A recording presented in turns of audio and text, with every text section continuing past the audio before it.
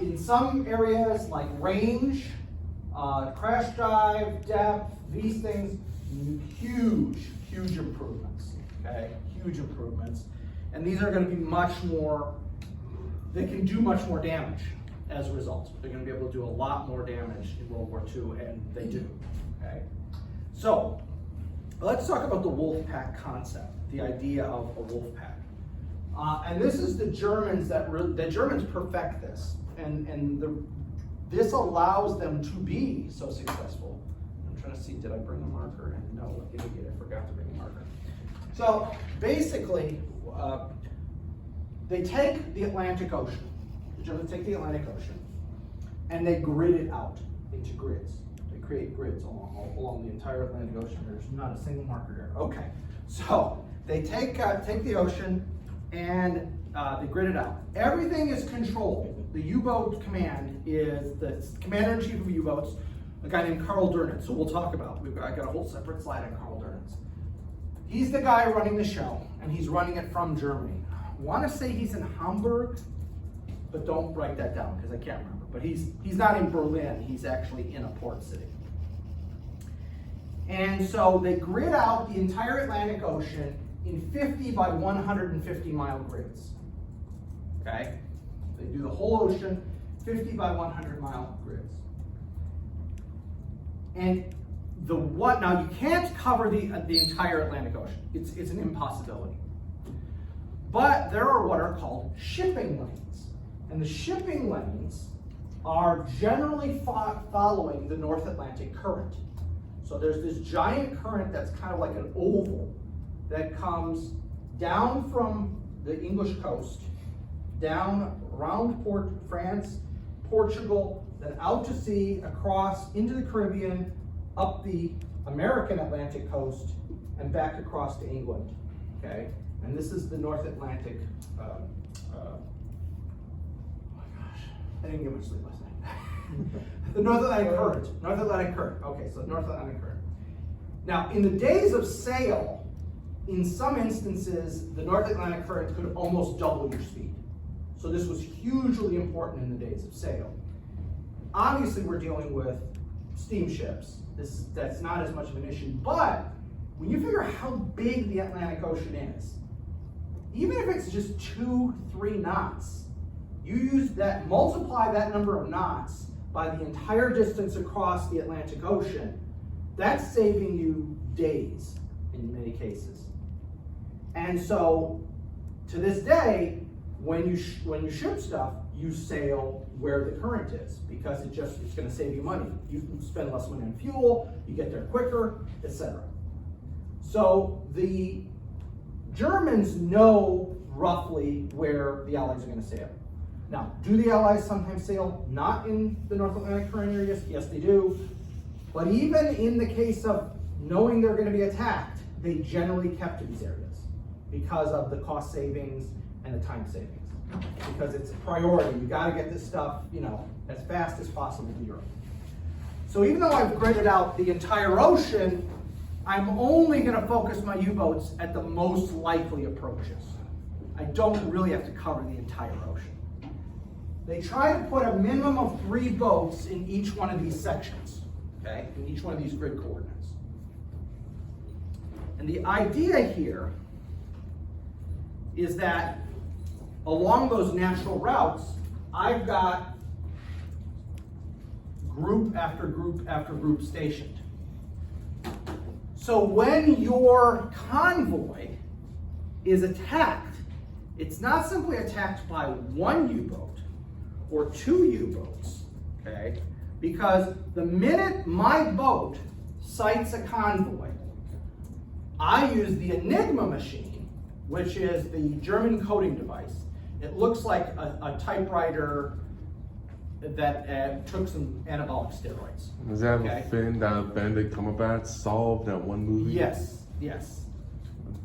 But it's more complicated than the movie version. You won't be surprised to learn. It's actually Polish that did it. Yeah, the Poles were the first one that broke it. Then they gave it to the English, and then it was a matter of, okay, we've broken the code, but it's still gibberish because we don't know there were so many permutations, even though this is an analog system, there were so many permutations that unless I knew what the setting was today, I'd have to go through, all right, let's try the next one. Nope, let's try the next one. Nope, let's try the next one. And it's not instantaneous, it's switch, start typing. So Are actual words coming out? No. All right, try the next one. it's like trying to solve one of those rotary locks by going from 0 to 1,000. Like, Yes, kind of like that, yeah. So, anyway, so when I sight, my boat sights a convoy, I immediately use the Enigma machine to wire back to the commander-in-chief. We've sighted a U-boat, here are our coordinates, you know, however many north, south, you know, the latitude, longitude stuff. He then immediately lets all the other members of your group know U-boat 505 is now closing on a convoy at these grid coordinates, and you're supposed to then rush your ship there. But he also, the commander-in-chief, also lets the groups in the next grid coordinate know there's a convoy on your way, and at this point they're traveling this direction, and whatever the last message we get from these guys, I make sure that the next group knows. So your convoy isn't just hit by one boat, it could be hit by group after group after group after group, just worn down. And as I mentioned last time, unlike the way they show it in the movies, in real U-boat warfare in World War II, you get your U-boat close enough that you can get off some torpedoes, you launch a bunch of torpedoes, and you get the hell out of there. Because if they come after you with depth charges, you're gonna die, okay? It's not like the movie or computer game version. With what charges? Depth charges. So depth charges look like a 55-gallon drum. And what they're designed to do is they sink, and they're designed to explode at a particular depth. Because explosions underwater have far more effect than explosions above water because the shock waves. Whereas we'll just feel a shock wave, unless something's point blank. I mean, you can die from just a shock wave if you're close enough. But under the water, shock waves are much more devastating because they basically don't dissipate. They for a much longer distance than they do in up above the water. So they drop depth charges, and then they're set to explode at a certain depth. So they can customize them, they can change it. So yes. What is SINC again? Is that the type of SINC, Commander-in-Chief. Commander-in-Chief. Oh, okay. Yeah. Okay. So again, you're hit again and again and again. And yeah, each sub is getting off at most 4 torpedoes. But if you do the math across the whole Atlantic and they sight you, that's the thing. It generally tends to be either you're not sighted at all or you're sighted and attacked multiple times. That tends to be the trend. It's not always, there's always exceptions, right? But either they sight you or they don't. And if they don't, you're fine. You just smooth sailing, nothing happens. If they sight you, they're calling back to Germany. He's getting everybody group after group after group on you. And that's where you're going to take. Get the board game Battleship. Yeah. And by the way, the app Battleship has a lot of neat little changes to it because I'm an old nerd, and that was my nerddom, was Battleship and stuff. And so I love the phone app. So Did they have to surface to send the message back to Germany? they had to be at periscope depth. Okay. So they didn't have to go all the way to the surface, but they at least had to be at periscope depth. They didn't have pigeons or anything? No, by World War II, they weren't using. There are some pigeons used in ground combat, but not out at sea. No. And so again, it's this. If you don't get sighted, and the ocean's a big place, most of the time convoys don't get sighted. Most of the time, nothing happens to them. But if you do get sighted, it's going to get ugly. And it's not going to go away just because you've made it so many miles. Oh, we got away from that guy. Yeah, there's more coming. Okay, there's more coming. Now, Karl Dönitz, and I'll show you how to spell his name in a second here, who's the commander-in-chief of U-boats. Karl Dönitz gives an order in November of 1939 that will come back to haunt him. And this is the order he gave. There's how to spell his name. Karl with a K and Dönitz.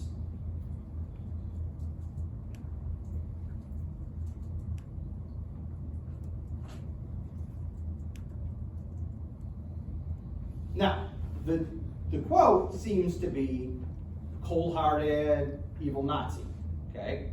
There's a story, though, behind it. Early in the first couple months of the war, there's an incident where a German U-boat sinks a ship, and there are a lot of people on board the ship.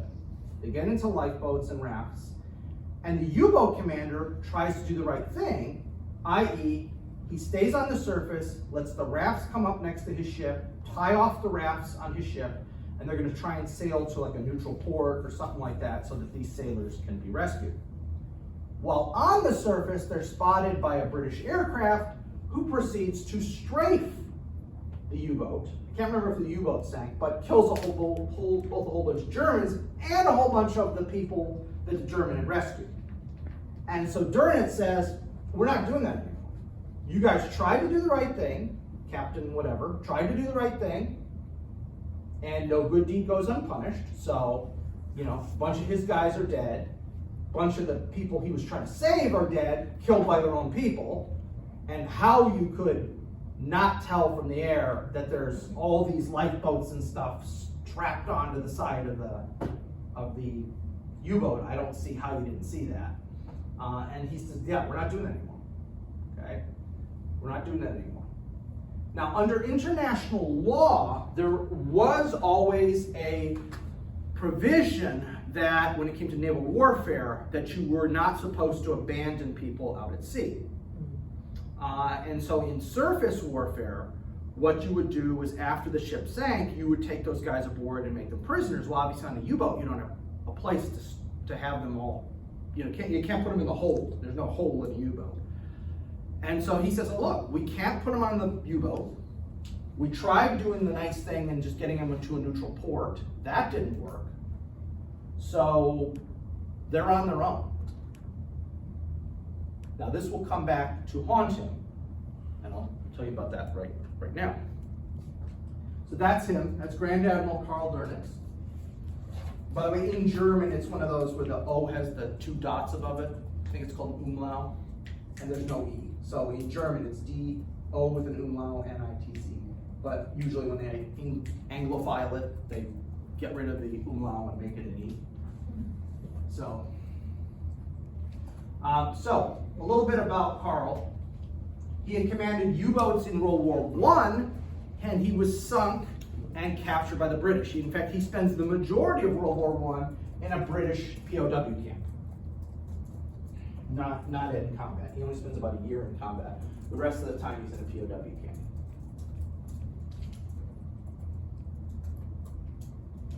In 1936, he's named Commander-in-Chief of U-boats. And in 1943, he becomes Commander-in-Chief of the entire Navy. The German Navy is known as the Kriegsmarine. And that's because Raeder, do you remember Raeder's quote at the beginning of the war? Oh my gosh, this is not supposed to be happening right now. I don't have enough U-boats. Remember that? Well, Hitler by 1943 has had enough of Raeder, because in his mind, Raeder is a defeatist. I would say Raeder is a realist, but he fires Raeder. Because I'm tired of hearing you whine. All you do is whine. He fires them. Dönitz, you guys are taking the fight to the enemy. You're in charge now. And then, in 1945, Dönitz has the undistinguished privilege of being the last Führer of the Third Reich for 8 days. By the way, he did not call himself Führer. He used the title Chancellor, which is the title Hitler had before he made himself Führer. And for the last 8 days after Hitler shoots himself in the bunker, Karl Dönitz is the Chancellor of Germany. Now, he's brought to trial at Nuremberg.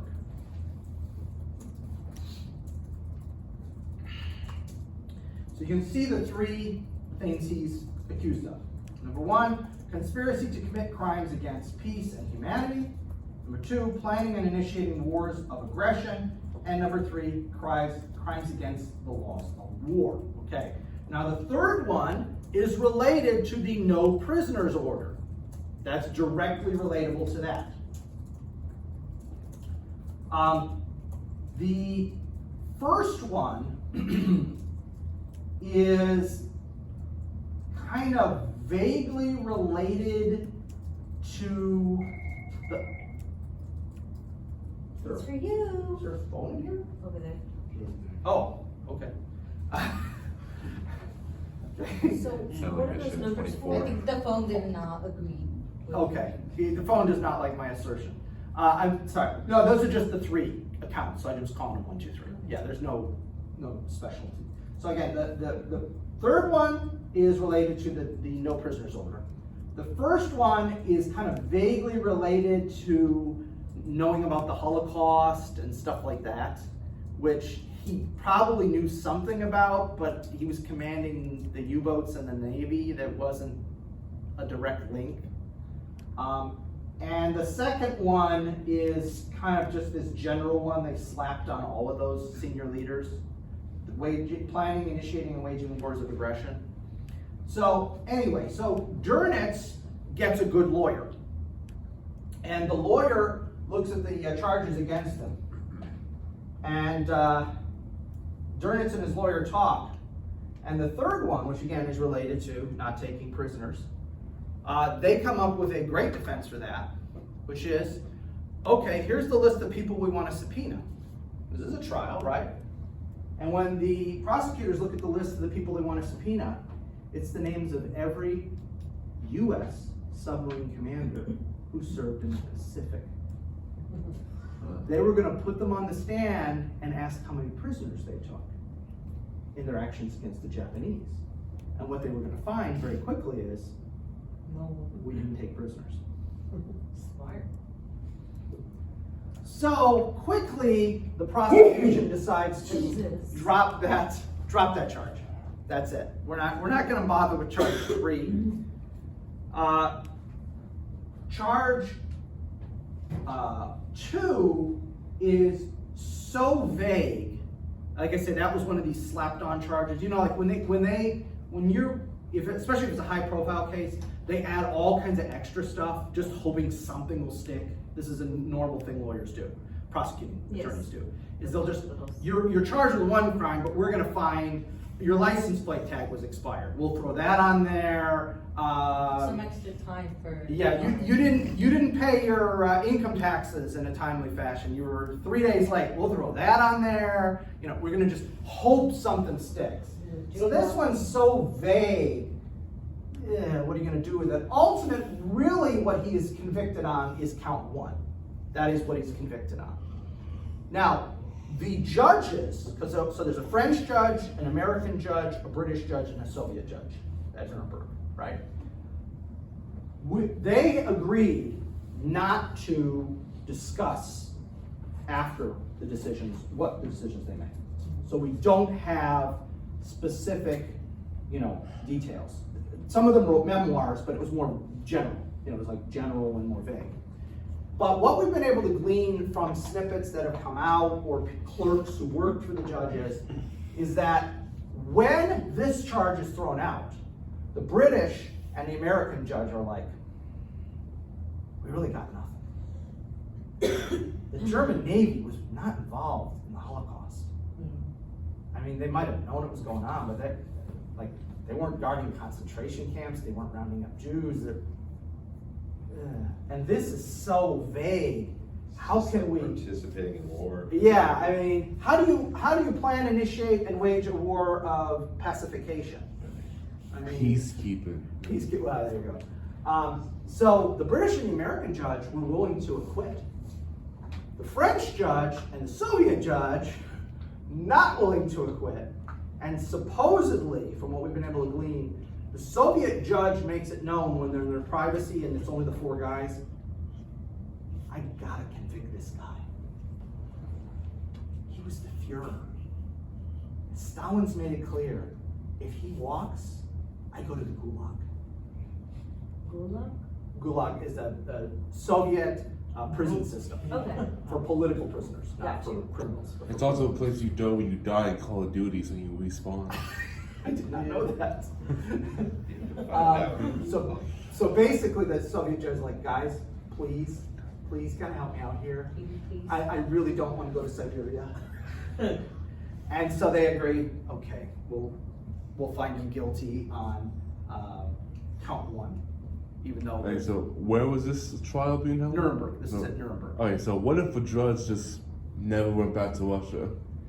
Well, at that point, we're still trying to cooperate with the Soviets, so we would not have allowed him to defect. We would have turned him back over to. No, you're going home. Yeah. Yeah, So sorry, mi amigo. he ultimately serves. He gets 20 years plus. I can't remember the exact sentence. He serves 11 and a half years in prison. So he comes out in the mid to late 50s. He comes out of prison. He's held at the Spandau prison in Berlin, and then he comes out in the mid to late 50s. He loses all of his pension from when Hitler took over to the end of the war, but he gets a partial pension from when he joined the Navy before World War I up to 1932 or 33. So he has a small pension. He lost his wife and his son during the war. It's him and his daughter. They live in this little apartment, I think in Hamburg. I want to say it was Hamburg. And basically what happens is, by the time he comes out, Germany is rebuilding. The German economy is doing pretty well by that point. And now West Germany is an ally. And so a lot of his U-boat commanders that survived are now wealthy shipping magnates. And so basically they take care of him monetarily for the rest of his life. He writes a memoir that's justifying actions, and that's kind of what you do. I mean, really the only guy who did not write a memoir of these kind of guys that glorified himself was Albert Speer. Speer is the only he's always referred to as the good Nazi, which is a misnomer. But he's the only one who kind of takes responsibility for his actions and says, yeah, I effed up. I shouldn't have done what I did. I was wrong. But all the rest of them, no, I was justified because of this, that, or the other thing. So, anyway. What were his opinions on disco? I don't think he lived that long. He died in 1980. Was it that late? Wow, I thought it was the early 1970s. Anyway, so that's Karl Dönitz, the last Führer, if you want to call him that, of the Third Reich for all of 8 days. So Not that's a biopic of him in the making, huh? The last king of Germany. Just double checking, so Hitler wasn't like in charge, wasn't the Fuhrer? we shot himself. Well, yeah, This is okay, after but that. it still continued. I thought it was done when he shot himself. No.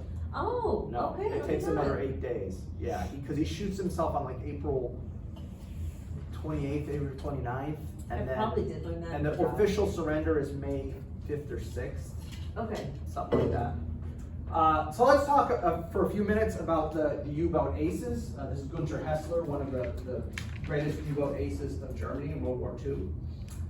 So there were 32 U-boat captains that sank more than 100,000 tons of shipping. All right, so I might have mentioned this in one of the earlier classes, but if not, I'm going to mention this. The Navy is weird, and they do things differently than other people. So for one thing, their speed, it's always knots, not miles per hour. And another is, when they talk about ships, it's always tonnage. So it's a Navy thing, and if you're not a Navy person, you don't get. There's always, well, how big was the ship? And you're thinking, like, how long was it? Something like, no, they're always, oh, it was a 10,000 ton ship. And with my Navy guys, I'd always be like, I don't know what that. What? How heavy is a car? So if a car is like 2,000 pounds, so it's like, so that's small, right? It's only like 5 cars. That's a small ship? Yeah, well, okay. Well, just say it's a small ship. It's 100 feet long, you know. But So no, English for the commoners? for us regular people. Yes, ma'am. Just double checking. Did you say they sunk 100,000? No, they sunk 800. They sank more than 100,000 tons. Yeah, okay. I thought I heard you say ships. Okay. Yeah, no, more than 100,000 tons, which happens to have been 851 ships between these 32 captains, okay? Or 4.7 million tons, so The amount of tons times the, times the number of ships, and that's what we get. So 32 guys accounted for 32% of all Allied shipping losses in the Atlantic, which is amazing when you think about it, that each one of these guys accounted for roughly 1% of all ships sunk in the Atlantic, okay? The second most successful group are guys that sank more than 50,000 tons, but less than 100,000. So basically, if you want to say 50 to 99,000 tons. This is 54 captains. Between them, they sank a total of 803 ships, which equates to 3.9 million tons, or 26% of all Allied losses in the Atlantic. So between 86 guys, they account, just these 86 captains, account for 58% of all Allied shipping losses in the war, which is amazing. And I think what this relates back to is a concept that's been dealt with by a few authors. S.L.A. Marshall talked about it, although I think most of his stuff has kind of been nobody takes some of his stuff seriously anymore. And a guy named Grossman did a book called On Killing, which is still popular in some circles. And the premise of these two men, and other people made the argument as well, is that some people are just really good at killing. They're just really good. I'm not talking about serial killers. I'm talking about soldiers, sailors, airmen. You see a phenomenon with snipers. You see the phenomenon with U-boat captains. You see it with fighter pilots. That some guys just figure it out real quick how to do it, and they're really good at it. And other people get sunk on their first tour, or get shot down on their first mission, or get killed on the first day of combat. And that there's kind of this odd kind of weeding out of certain individuals. Again, I think Grossman takes it too far. Marshall's largely been discredited, but I think there's something to it, that there's something going on there. Why certain people are so good and other people don't. Does luck play a role? Oh, absolutely. Come on. Luck is always playing a role. But at a certain point, when you get to these kind of numbers, yeah, or when you hear about these guys having like crazy campaign after crazy campaign. it ain't just luck. Exactly. Yeah, it's got to be something else. So, the best single patrol was the U-107 Gunter Hessler's patrol, which was from March to July of 1941. On that one patrol, they sank 14 ships, or 86,000 tons on one patrol. Just the one ship.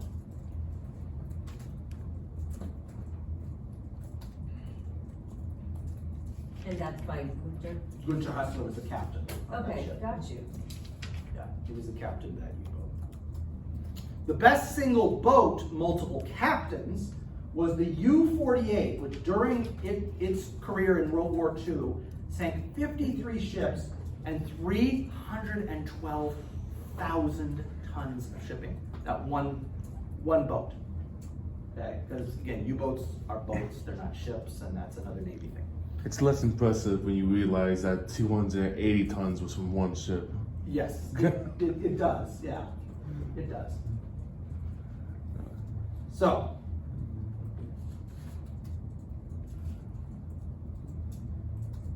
again, I'm not expecting anybody to regurgitate the numbers. I'm just trying to give you a feel for, it's a relatively small group of people who account for the overwhelming majority. That's the impression I'm trying to give. If you give numbers on a test, oh, that's always better, but you don't have to give numbers to just say, small group of people do the majority of killing, etc. I'm sorry, ma'am. Just double checking, when you say best boat sank this many ships, that wasn't obviously on one patrol? No, it was multiple patrols and different captains. That's the other key thing too. So whoever the first captain was eventually gets promoted or killed. I don't Okay, so remember just which on it all is. the boats. And this then another boat captain killed and another this captain. many. Yes, Okay, got exactly, you. exactly.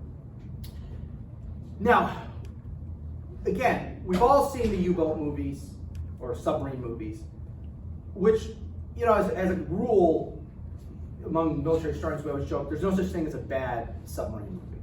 Like, even the worst submarine movie is still kind of entertaining. That was always the joke. I would say that movie U-507 really came close to being a really bad movie. If you've ever seen that, it's about 20 years old now, with Matthew McConaughey as a U.S. submarine commander. What that- about Red October? Red October is a great movie. I love Red October, but I'm saying one that wasn't very good. And we've all, and you may have played games. There was a game I played back in the 90s that was a U-boat game that was a lot of fun. But for all the kind of quote unquote sexiness of certain parts of U-boat command, really dealing with U-boats, both succeeding with them and just destroying them, was really mostly about operational research. Okay, what do I mean by that? Stuff like code breaking. It wasn't, the defeat of the U-boats in the Atlantic wasn't about just getting better convoys or better American ships or better British ships. It was about figuring out where they were going to be, because the ocean's huge. And if you don't break the code, you can't find out where they're going to be, and then you can't attack them. And code breaking, aside from the Imitation Game is the movie we were talking about earlier, which is actually a good movie. But aside from that, let's be honest, that's pretty boring. I mean, they managed to make it more interesting because they also included his personal life and stuff like that. But let's be honest, if somebody had pitched to me a movie about code breaking, and I was a producer, I'd be like, do you want to put the audience to sleep? There's going to be a few history nerds who are going to want to see this. Everybody else is going to walk out because they're going to fall asleep in the first 20 minutes. Okay? It's not exciting. It's pretty dry stuff. Okay? Depth charge settings. What's the perfect depth to explode the depth charge at? Well, we need to find out what depth the U-boats go to.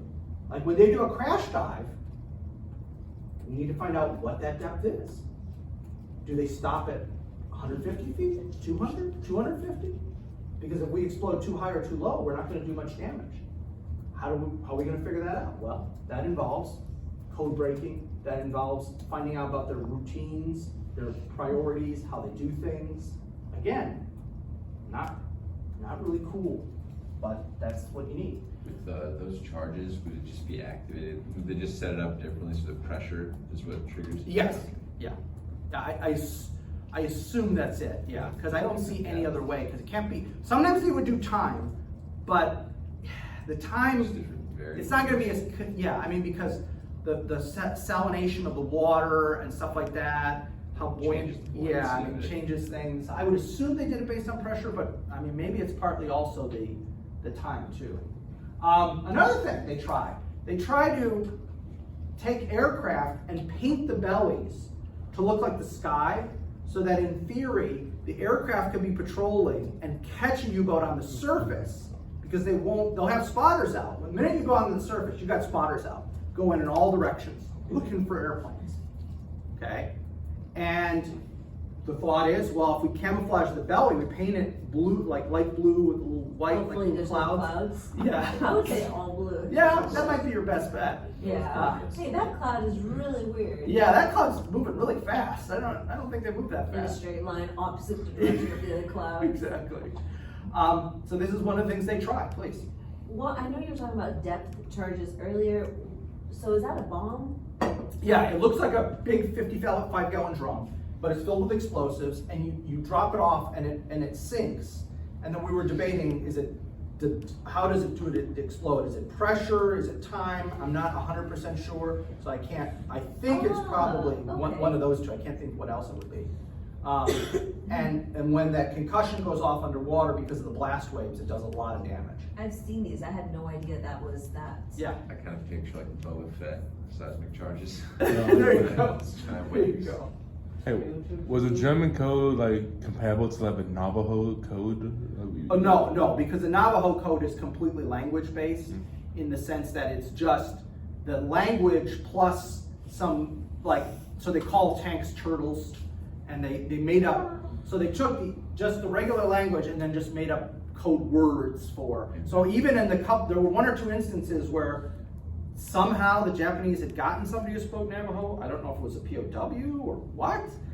But supposedly the Japanese, whoever it was, is listening and going, this makes no sense. They're talking about turtles, they're talking about, I forgot what the other code words were. Turtles happens to stick in my mind. Turtles were tanks. And then they had a code word for this and a code word for that. So the guy's just listening and going, this doesn't make any sense. They're talking about turtles, they're talking about armadillos, they're talking about, I have no idea what this means. So, whereas in this case, in the Enigma, what it did is it's letters for numbers substitution, but again, it has like 10,000 different settings or some crazy thing like that. Yeah, the book I almost picked about that. It was somebody was just saying in the comments about the book, like it only helped so much. Like, Yes. there was still so many possibilities. Yes, I'm please. actually reading it. Oh, you're doing It's that one. Okay. Like 4 methods of obfuscation they had to use because in World War I they lost a code book, a key, and everything when a ship ran aground. And they Oh, refused no. to actually believe that that happened. Like they continued to use the same codes and keys for the entire war, and even after the war they were like, but that didn't happen. The British had no way to know that worked. And then the inventor of the Enigma tried to sell the device to them right before the end of World War I. They said, we don't need it. Oh, And it wouldn't be until the interwar period where the Army was the first to adopt it, the Navy said, well, we don't need it. Then the Navy picked it up, a very simple version. They decided, this isn't working, the Army's version is better, because the Army heavily modified it. Okay. oh, man. So they didn't just do the machine itself, they modified the machine, they put into rules like the different randomizations of the key. They set 3 different levels of what it would be encoded by, like basic, staff officers, and then like generals and admirals. And then they changed it initially every quarter, then every month, then every week, then every day they changed the key. So that even if you got an Enigma machine, you couldn't decode messages. And then when it prints it out, doesn't it print like 6 numbers and then a space and 6 numbers, or was it 8? It started out being able to print, and they changed it to where all it does, you punch a key, the board lights up and to a corresponding letter. Right. But because of the way the rotors work, it will actually pass one entry through 6 different encodings. Okay. So even if it's like, oh, you know what it's gonna be in the first rotor, it's passing through up to 10 rotors. Oh, jeez. And then the last rotor is gonna send the signal back through those same rotors again, re-encoding them every step of the way. Yeah, it's the most complex analog coding system. Obviously now we have computers and we're way past that, but as an analog system, it's amazing. It's just absolutely amazing. And then again, when the Allies would get the printouts, it'd be so many in a row, space, so many in a row, space. So you couldn't even say, oh, well, this is a 15-letter word. What would be a 15? You couldn't do that because it was always, they broke up the words as it in the printout when it just came out as the letters, or the numbers rather. So anyway, camouflage pattern. So that's another thing they tried. That was not really that successful. That's not a ASCII. Yeah, it wasn't that successful. The escorts, so destroyer escorts. Well, the Americans actually make a whole separate class of ship just to assist convoys. Because initially they're using destroyers, but destroyers are really designed to protect larger ships like battleships. Okay, that's what they're supposed to do. They're supposed to use anti-aircraft guns and other things to protect the larger ships from immediate attack. And they realize these are not exactly right for escorting ships. So the Americans will design a whole separate class of ships called destroyer escorts, where it's basically a smaller version of a destroyer. They get rid of some of the stuff they don't need, because we're not protecting cruisers and carriers and battleships anymore. We're protecting convoys. And they're faster, they're smaller, they're more nimble, etc. And so as they are, when your convoy's going along and you're regularly changing course slightly so that it'll throw off subs, and the escorts are on the outside, and they do different patterns. Sometimes they'll just go around in a circle, sometimes they'll do like a figure 8. And so there's this whole belief that if we just change how we search, how the escorts are out there, if they do different patterns, maybe they'll find it. It's not that hugely successful. Please. So just double checking, you said they were a smaller version of destroyers that ended up protecting convoys. Right, they were specifically designed for that purpose, Okay. as opposed to the destroyers, which were kind of just forced to do it, and they really weren't perfect for that. Well, this is a big one. Okay, we can't find them at sea. What ports do they go in and out of? Let's just bomb the living crap out of the ports they come in and out of. And that is very successful, actually. And a large number of U-boats are destroyed, or damaged, I shouldn't say destroyed, are damaged either coming into port or going out of port. Because they gotta come back eventually. They need more fuel, they need more food, and that's an easy way to get it. And so you could set up miles out to sea, because you know they're coming. And you look for telltale signs and stuff like that. Now, having said that, the Germans produced some amazing U-boat, basically what they call subpens. These are these humongous concrete and steel reinforced subpens in France. Most of them are in France. And the Allies, they're so good, the Allies never managed to destroy them. I mean, they bombed the living daylights out of these. And they're still there now. Nazarene, in the port city of Nazarene, still has their giant subpens there. You can see them. And if you Google images, yeah, they're still there. That's how well built they were. That even though the Allies know they're there, they know what's in them, they're bombing them. They even try all these crazy things. One of the biggest non-nuclear bombs ever dropped, at least during World War II context, is dropped on one of these subpens, and it kind of like makes a crack and dents it. It doesn't destroy it. So the Germans try to counteract that, but they still have to get into port and out of port. So that's a problem. Air aiming techniques. So we've got the Norton bomb sight for bombing cities. We'll talk more about that obviously when we talk about the air lesson. So we're good at doing that. Well, not really, we suck at doing that, but we'll talk about that later. But we have that, but this is different because this is a moving target, okay? And it's a target that we know 20 seconds is what you got from the moment they see you to the moment they're at periscope depth. You got 20 seconds to get them. So your aim better be precise. So they do a lot of work with this on improving aiming techniques and so forth so that they can actually sink them. This is moderately successful. Not 100%, but moderately successful.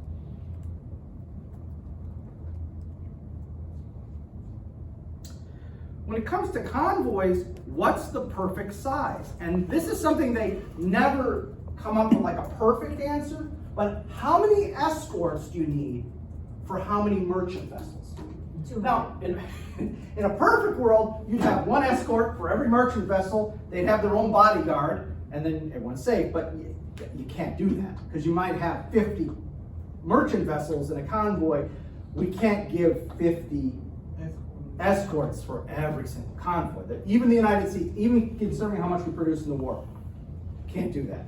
Do you realize how many convoys are going back and forth all the time? No, can't do that. So what's the perfect number? And they're always playing with it. What's the ratios? They never get it quite right. The perfect answer is 1 to 1. Never gonna get that. So it's kind of best you can do short of that. Please. I have a question. So this is you said the escort were by the U.S. Navy, but what happened with the British Navy? Well, the British do have some destroyer escorts. We give them a bunch, Oh, for one thing. But the British shipbuilding industry is always overtaxed in World War II. They never have enough of anything, whether it's commercial vessels, transports, you name it, they never have enough.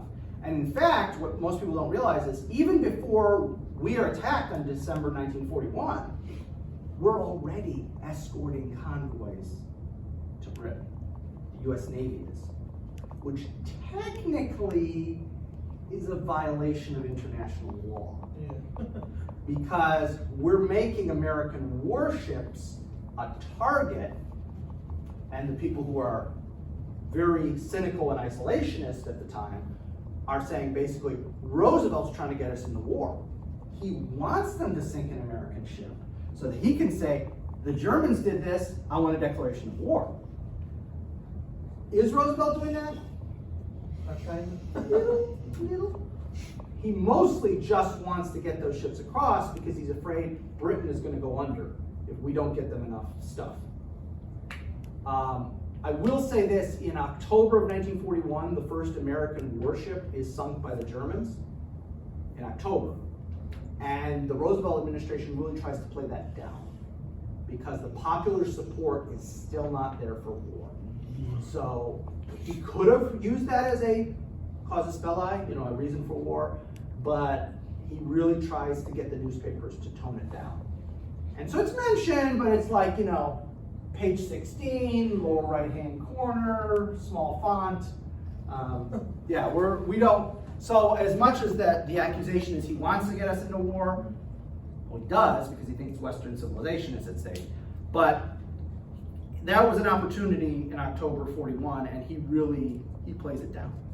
He really does play it down. I forget the name of the ship, but it was an American destroyer. I don't think we had the destroyer escorts out at that point yet. I think it was just a destroyer or a frigate.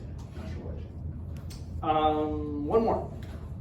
And as air escorts, if you could, the best thing to have is not just escorts on the sea, but escorts in the air to escort your convoy.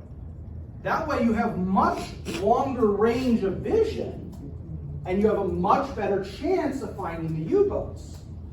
Well, the problem is, of course, that the Atlantic's a big ocean. And if I've got to fly to a certain point, but then fly back, not go all the way across, because there are, of course, planes in those days that can fly all the way across the Atlantic.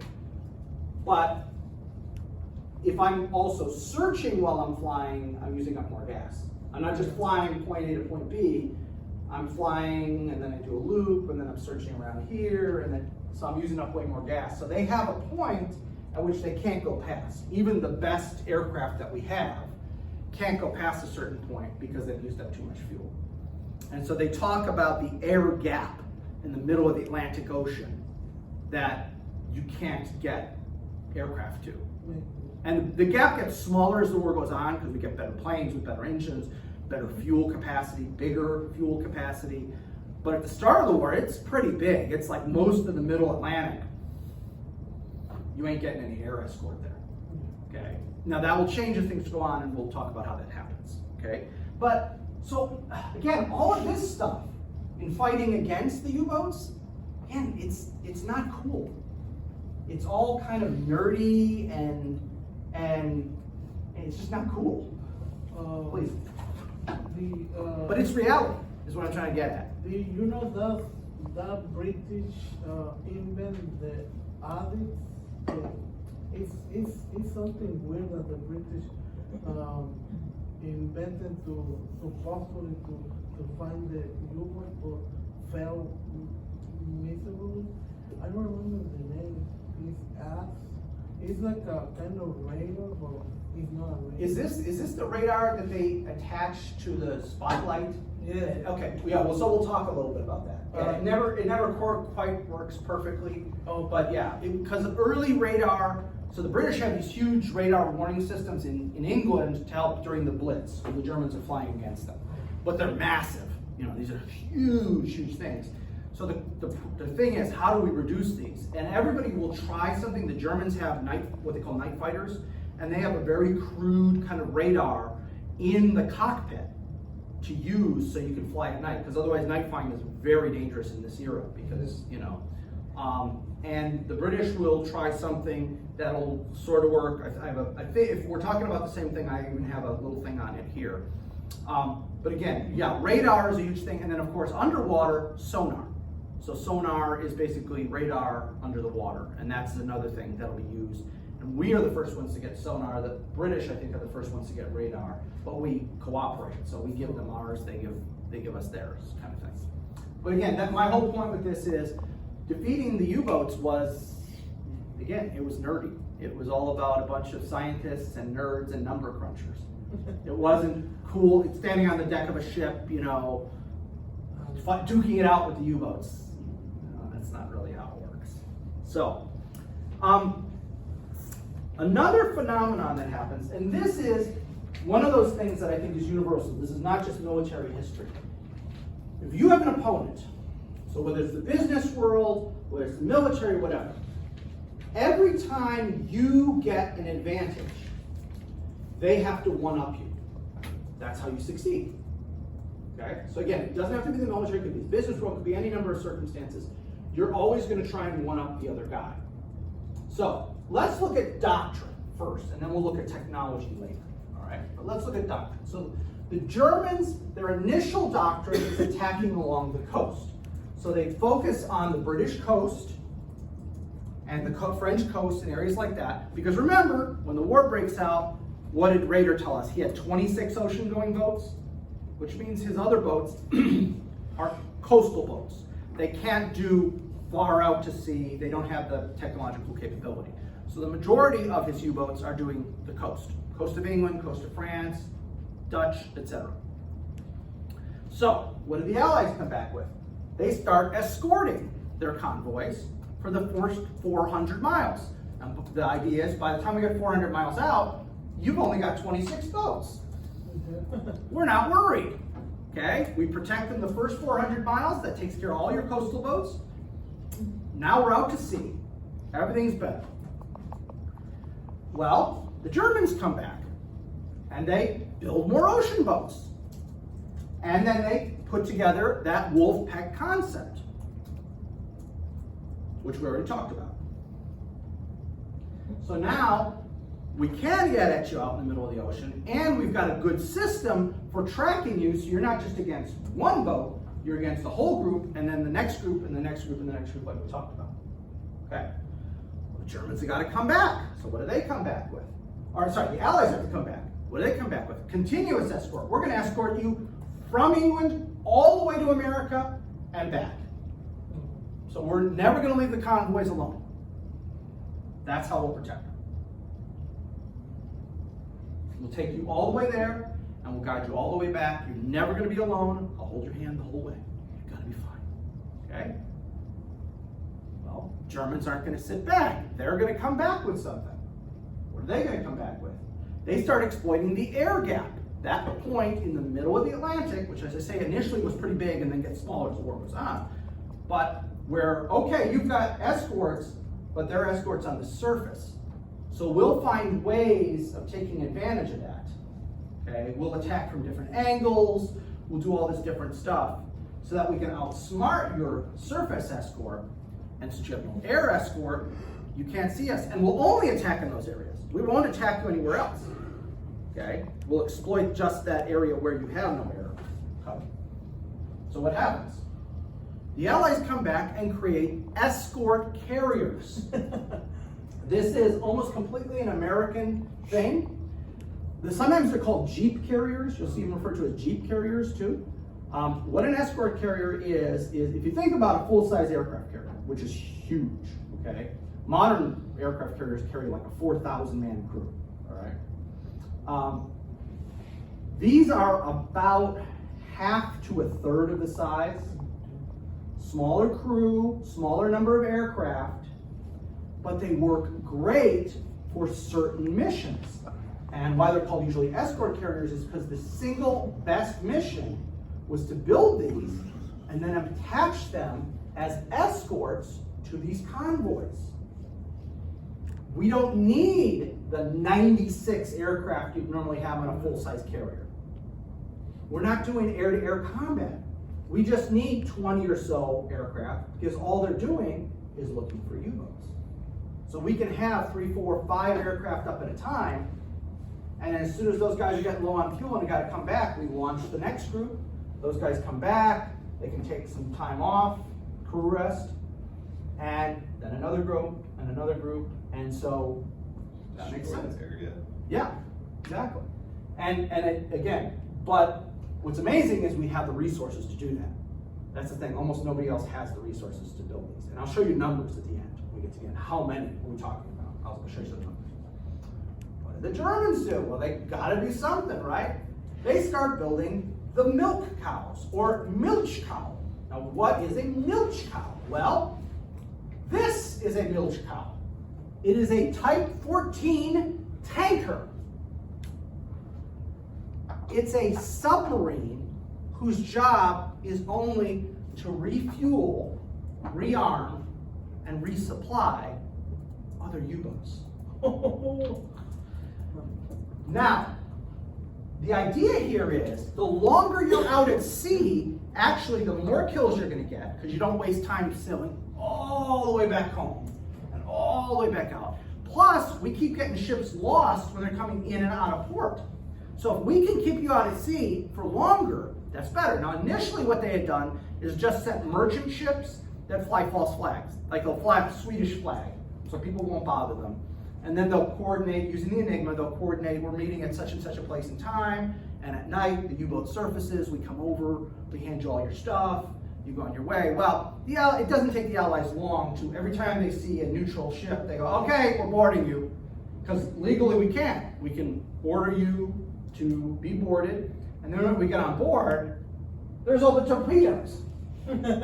They can't stop you from giving fruit and vegetables, they're not gonna confiscate that, but they're gonna see all the torpedoes. You're not a Swedish ship. You're all under arrest for violating international law, for flying a false flag, because that's illegal. And then we're going to take your ship and take it to port. So the idea here is you're not going to see them, and so they'll be able to successfully refit and refuel. However, as you see from the clip here, they built 10. Every single one of them is sunk. Why? Because they're so big and slow. They have a max depth of only 240 meters, which compared to the regular U-boats, it's relatively shallow. So it was a great idea, and initially it works, but again, they're just too slow, too fat, and they all get sunk. But it's a good idea, it's a good try. A for effort. What's that? A for effort. A for effort, D for execution. Well, maybe a C, I'll be nice and give you a C. So you got a B overall, it's not bad. You're all dead and, the war lost, but hey, got a B. What did the Allies come back with? U.S. convoy protection. So as I mentioned, U.S. convoy protection predates our actual being in the war. We're escorting convoys to Britain before we're even at war with the Germans. I already mentioned that.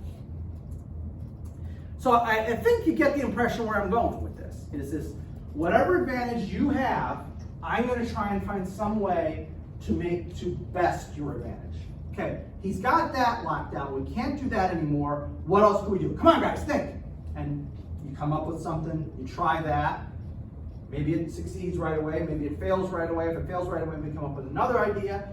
That works great for a while, and then they come back and get around that one. Okay. Exactly, absolutely. Is there a way we can get rid of those or no? Oh, you want to get rid of? Okay, yeah, there we go. Only the last one, U.S. convoy support, is not on there. I got you. I got the picture, so. Okay.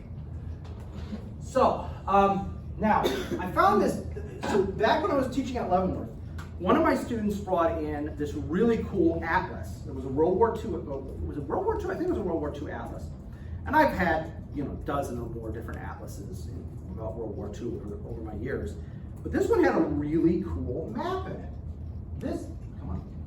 This shows every Allied ship sunk in the Atlantic in World War II. Okay? Now, there's color coding here. The pink or violet, I don't know what color that is supposed to be. It's not quite pink, it's not quite purple. Magenta.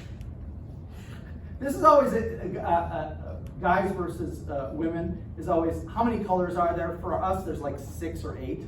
And for women, there's a lot more colors. And they've actually done studies. It's true. Men literally do not see as many colors as women do. It all kind of bleeds in for us. Anyway, so this first group is from the beginning of the war until the day before Pearl Harbor. Oh. And you can see where the sinking is going. Look, right near the coast. Okay, right near the coast, right near the coast. Just very few out further. Okay? And this is how small, by the end of the war, that's all that the air gap is, if you don't count the escort carriers. If you don't count the escort carriers, that's all that's left of the air gap by the end of the war. It's relatively small. Okay? But anyway, that's the first period. So you can see where the sinkings are. Then you've got from Pearl Harbor to the fall of 43, and you can see where most of those kills are, right along the American coast. I never realized there were so many ships like that. Oh, well, if you talk to guys who are involved in the oil and gas industry, which like you throw a rock, you're going to hit one in Houston, they're finding stuff all the time when they do these surveys. World War II ships, they find all the time. And they've actually found quite a few U-boats that were listed as missing that have since been verified that no, we know where that is. This survey team from Shell found something. They immediately informed the, whoever's the, I don't know, Coast Guard, I don't know, you inform somebody in the government, and then they send out a team, they dive on it, or they'd send out an ROV, and they're able to identify, oh, this is U-221 or whatever it is. So yeah, they're finding that stuff still now, even all these years I know later. my dad hated it. What's that? My dad hated it because every time they find something, they had to stop production for Yeah. like a moment. Well, there's been some accusations that on occasion, the oil companies just kind of forget they saw that. We're just gonna forget we saw that. Did you guys see anything? No, I didn't see anything either. Let's keep going. So there's probably more that they found than they reported. So what it turns out to be a lot of times is if there's veterans involved, they will report it. Because they want to make sure, even if it's Germans, they want to make sure that those families find out that their loved one is. We knew they were dead. It's been 80 years, but that we know where they are. So, and then the last group, the black group, is the middle of September to the end of the war. And you notice how fewer black dots there are? And they're kind of all over the place. They're not clustered. I mean, there are a few against, in the Caribbean here and against the coast, and there's a few here, and in the Med. But there's kind of, up Iceland, yep. So, again, I think this is so cool because I've never seen it broken down by era. So, again, before the Americans get involved, after the Americans get involved, and at the point at which the Allies are winning. That's how you kind of divide it. Before America, with America, when the U-boat war is almost lost. For the last, almost 2 years of the war, you're in more than a half. So, anyway, so I just thought it was a cool map. I throw it up there. You don't need to remember it or anything, but I just thought it was a cool map. So, how about technology? So we talked about doctrine and the tit for tat kind of thing, the one-upsmanship, okay? What about technology? Well, when the Germans start having their improved ocean-going boats, they're way better than what the Allies expected. They're able to evade the Allies.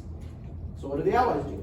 We come up with sonar, which we'd actually been working on before the war. I don't want to make you think that we got quick, designed something. Sonar! No, we were working on it already, but we now are deploying it more frequently, and it's successful. Okay, bless you. And so sonar gives us an advantage because now we can find them under the water. The Germans start doing surface night attempts. You can't see me with the plane. You can't see me from your ship. Your sonar don't work because I'm on the surface. We come back with is this the system you were talking about earlier? Yeah. Okay. With lights, like high-powered lights and radar. And so I think the example you were talking about is this. This is a British design. So what they do is they take a medium bomber, and you see this protrusion on her belly? This is a giant spotlight that is keyed into a radar system inside the plane. And so the plane just flies along looking for surface targets. And if it gets a positive recognition, positive whatever, this will connect up, and the spotlight will go right on whatever that target is that the radar picked up. And then the idea is she'll have at least one other aircraft flying with her, and that aircraft will dive in on the target. Now, 9 times out of 10, it's a fishing boat. Okay? You're finding some English fishing boat or whatever, or French fishing boat that didn't get into port before dark because they were making a good haul or they didn't catch anything. We're gonna stay a little longer. But once in a while, they will catch a U-boat on the surface and they'll shoot them up. Okay? It doesn't work perfectly. Again, sometimes they'll pick up whales. Sometimes they'll pick up debris, kind of just junk that's floating on the surface. It's an imperfect system, but It's better than nothing. It's a try, yeah, it's a try. So when the Allies come back with that, what did the Germans come back with? The snorkel. You might be saying, snorkel? Like little kids, taking your kids to the pool? That's what I'm thinking. Yes, that's exactly what I'm talking about. So what the Germans do, so the problem with U-boats in those days, you have your batteries and you have your diesel engines. Now your diesel engines are what you use when you're on the surface. And you can go much faster, much further, etc. Your diesel engines charge your batteries, and then when you submerge, you use your batteries. But if you remember that chart at the beginning, you can only go like, was it 80 miles, I think, with your batteries, and then your batteries have, worn down. Very weak charge in those days. So how can we stay underwater but use our engines? So they rig up this system where they can raise a snorkel, a curved snorkel, that comes to the surface with a pipe that goes like that, okay? An elbow, I think it's called, like an elbow pipe, like from plumbing. And what it's got like a baffle at the end. And so what you can do is when you blow out the diesel smoke, it closes the other side. And when you're not blowing out the diesel smoke, you can take in fresh air. So that it's got this like baffle that swings back and forth. So you can vent the diesel and you're not sucking in the diesel fumes. And then you can go to sucking in fresh air. Diesel, fresh air, diesel, fresh air. And it works, okay? And it's a system that works for quite some time until you get to the nuclear age where somehow they're recycling the air. Don't ask me how they do that, because I told you those American subs now will go out for 3 months and stay submerged for 3 months straight. Somehow they have a way to recycle the air. I'm sure lots of filters, but even then, I just think you'd use up all the oxygen. Again, I'm sure it has something to do with the nuclear engines. They somehow do something with that. But if you want to know more, I'm afraid you're going to have to look it up, because I do not know how that works. That's science. I've made it clear from day one, guys. I don't do science. Okay. But that was their solution in 1940, whatever. It is a giant snorkel. And we can either take in fresh air or we can vent our diesel. And we don't suffocate ourselves. And that way we can run on our diesel engines underwater. And especially at night, no one's going to see that. Because it's only like 3 or 4 feet above the water. And you think, oh yes, I'm just fine. If you've been to sea, you've been out really to sea, yes, it looks like you could see forever. But that also means it's all just this one big kind of blur. It's hard to pick out an individual thing sticking 3 feet, 4 feet out of the water at, a mile. You're not going to see it. Probably even not in the daytime, and definitely not at night. Okay.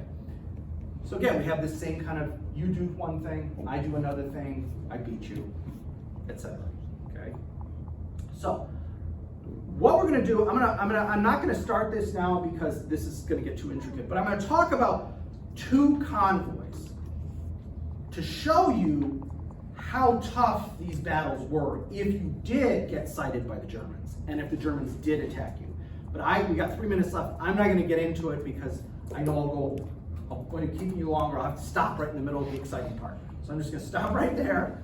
We'll come back Wednesday and we'll talk about 2 of the greatest convoy battles and how nasty and brutal they were.